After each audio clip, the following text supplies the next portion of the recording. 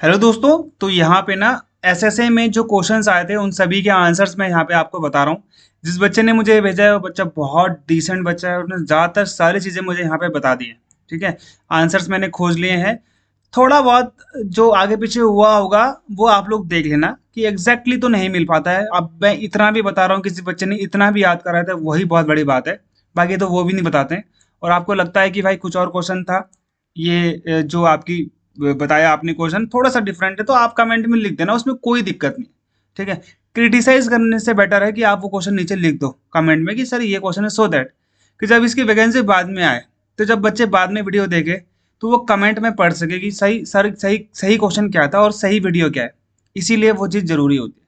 ठीक है, पहला क्वेश्चन देखो, विच of the following is not a dwarf planet. Dwarf planet क्या होता है? बोना प्लेनेट। ठीक है, तो कौन सा नहीं था पूछा हुआ है, तो मैंने यहाँ पे जो ये नाम लिखे हैं ये उनके हैं जो हैं। प्लूटो है, 2006 में बना था। मेक में है, सेरेस है, एरिस है, होमिया है, ये सब हुमा है, ये कौन से हैं जो हैं।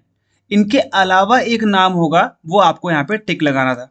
ओके, सोशल, ये जो आपका सस्टेनेबल डेवलपमेंट गोल इंडेक्स है 2024 का, किस एसडीजी गोल में भारत की रैंकिंग एस्पिरेंट एस्पिरेंट कैटेगरी से बदल गई थी। तो इंडिया की जो कंपोजिट है, कंपोजिट स्कोर मतलब सारा का सारा स्कोर मिलाकर, वो एसडीजी इंडेक्स में ये एस्पिरेंट कैटेगरी से परफॉर्मर कैटेगरी में आ चुका है 2023-24 में।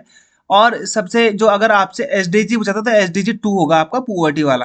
पुअर्टी वाला ही देख रहा था मैं, 2 या 4 समथिंग है, वो आप देख लेना एक बार उसका आंसर। वैसे यहाँ पर ये जो इसका कंपोजिट है वो भी एस्पिरेंट कैटेगरी से परफॉर्मेंट कैटेगरी में आ चुका है।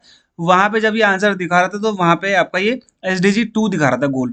ठीक है, first spacecraft mission to explore Jupiter. Jupiter को एक्सप्लोर करने के लिए कौन सा स्पेस क्राफ्ट मिशन गया था? तो ये नासा का गया था, पायनियर 10। 1972 में इसे लॉन्च किया गया था। साउथ एशिया में भारत की रैंक क्या है in terms of number of Ramsar sites? ठीक है, तो यहाँ पे देखो ये बच्चा बोल रहा है कि फर्स्ट रैंक है शायद। तो यहाँ पे इंडिया की रैंक 85 रैमसर साइट के साथ। भारत, साउथ एशिया की बात कर रहा हूँ मैं, साउथ एशिया की Pakistan, Afghanistan, India, Nepal, Bhutan, okay, Bangladesh, India, Sri Lanka, Maldives, इन सबको मिलाकर सबसे ज्यादा रैमसर साइट्स भारत में ही है। यूनियन लिस्ट में सब्जेक्ट कितने हैं? तो यूनियन लिस्ट में 100 है, स्टेट लिस्ट में 61 है, कंकरेंट लिस्ट में 52 है। ओके, जो एजुकेशन था उसे कंकरेंट लिस्ट में ला दिया गया है। ओके, 97 था, इसमें 3 चीजें जोड़ी गई है यूनियन लिस्ट में। स्टेट लिस्ट में जब इसको बनाया गया था 66 थे, इसको बाद में किसको यहाँ किसी को वहां डाल दिया गया।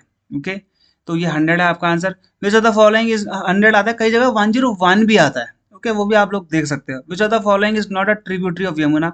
जो मैंने यहाँ पे लिखी है ये ट्रिब्यूटरी है, इनके अलावा जो वहां पे नदी होगी वो ट्रिब्यूट, वो आपका आंसर होगा। हिंडन, चंबल, सिंध, बेतवा, केन, ये सब कौन सी नदी है? केन, बेतवा, चंबल ना, ये तो बहुत इंपॉर्टेंट है। अब छोटी मोटी नदियां भी है वैसे देखा जाए तो, है ना, उत्तराखंड में ही बहुत नदियां हैं, टोन्स है, ऐसे कोई दिक्कत है नहीं यहाँ पे। ठीक है, तो यहाँ पर भी है काफी। तो यहाँ पे जो आपका यमुना है ना, यमुना की ये तो ट्रिब्यूटरी है, इनमें से जो आपका अलग से आंसर होगा वो आपका वहां पे आंसर आया गया। शायद से गोदावरी दिया है या फिर गंडक दिया था। गंडक नहीं है, ठीक है, वो तो गंगा में मिल जाती है। SCBTS स्कीम 2017 में लॉन्च की गई थी, रिनेम करी गई है अक्टूबर में। ठीक है, तो मिनिस्ट्री ऑफ टेक्सटाइल ने समर्थ स्कीम को रिनेम कर दिया, मतलब समर्थ स्कीम थी। ठीक है, ये फ्लैगशिप स्कीम है कैपेसिटी बिल्डिंग की टेक्सटाइल सेक्टर की, SCBTS। ओके, ये चीज आप लोग यहाँ पे दिखाना, ये किसकी है? Flagship scheme of capacity building in textile sector. ठीक है, इसका नाम क्या कर दिया? समर्थ स्कीम कर दिया है। फर्स्ट फीमेल साहित्य अकादमी अवार्ड किसको मिला था? अमृता प्रीतम को मिला है, पहली वुमेन है जिनको साहित्य अकादमी अवार्ड मिला था। 1956 में इनकी एक लॉन्ग पोएम थी, सुनहरा, सुनहरे। ठीक है, तो ये उनके लिए इनको मिला है। ISFR हर साल भारत में, ठीक है, Indian states of forest report आती है ना, ये आपका 2021 की रिपोर्ट है।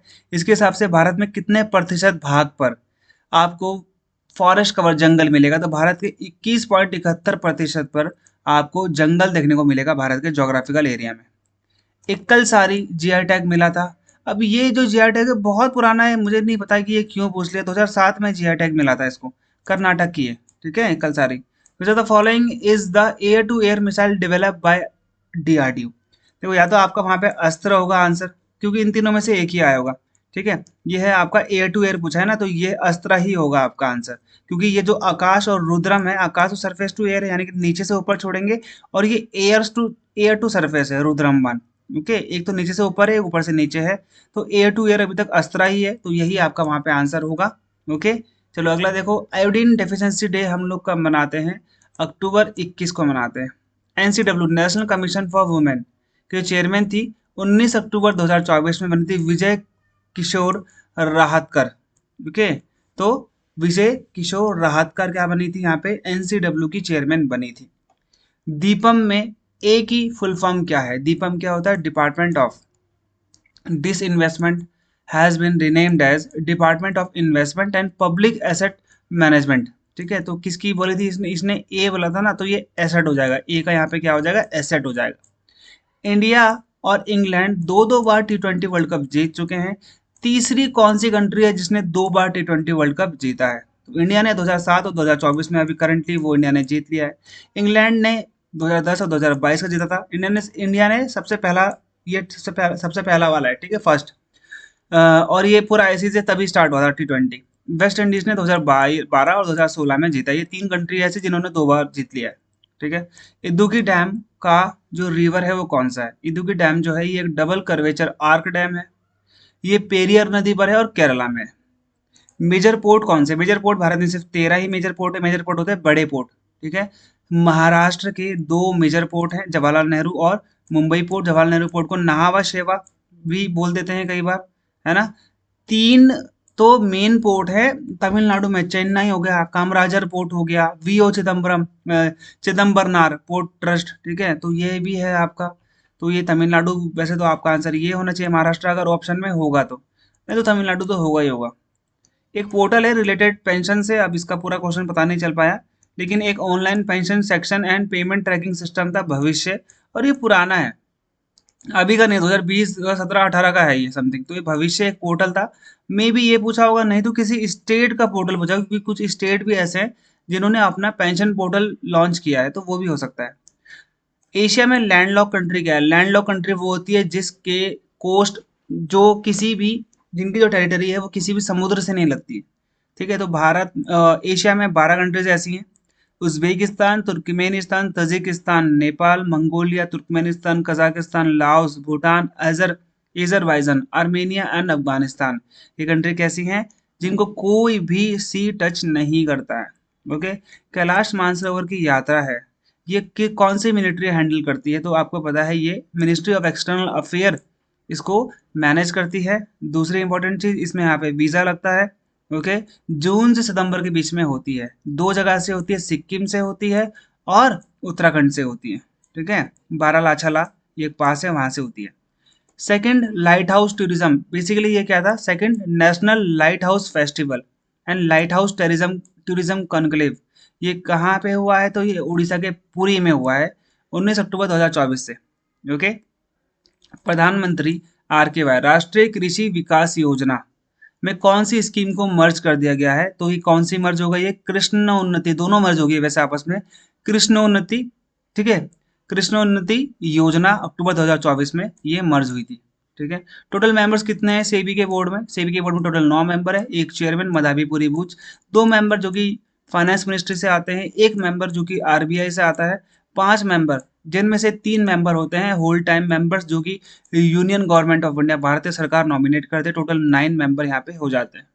ठीक है, एनपीओपी फाइनेंशियल ईयर 2024, एनपीओपी क्या होता है? National programme for organic production में फर्स्ट रैंक ऑर्गेनिक कल्टीवेशन में किसका है? तो गुजरात का है भाई, फिर राजस्थान है, फिर उड़ीसा है, फिर सिक्किम है। सबसे ज्यादा ये पूछ रहा है कि कितने बड़े एरियाज में यहाँ पे खेती होती है। ठीक है, और आपको पता है सिक्किम भारत का पहला फुली ऑर्गेनिक स्टेट बना, कब बना था? 2016 में बना था। तो ये आपके एग्जैक्ट क्वेश्चन थे जो कि एसएससी के क्वेश्चन आए हुए हैं। बाकी और चीज़ों के लिए आप नीचे लिंक में जाना, यही मैं आपको PDF फाइल बना के दे दूंगा, जो कि आपको कहाँ पे मिल जाएगी? मेरे टेलीग्राम चैनल नीचे उसका लिंक है, फ्री ऑफ कॉस्ट मिलेगी, कोई दिक्कत वाली बात नहीं है। 12-13 हज़ार उसमें पहले से ही बच्चे जुड़े हुए हैं। ठीक है, तो आप भी वो चीज़ें कर सकते हो। और वीडियो ज़्यादा देखने के लिए धन्यवाद। बाय बाय, जय हिंद।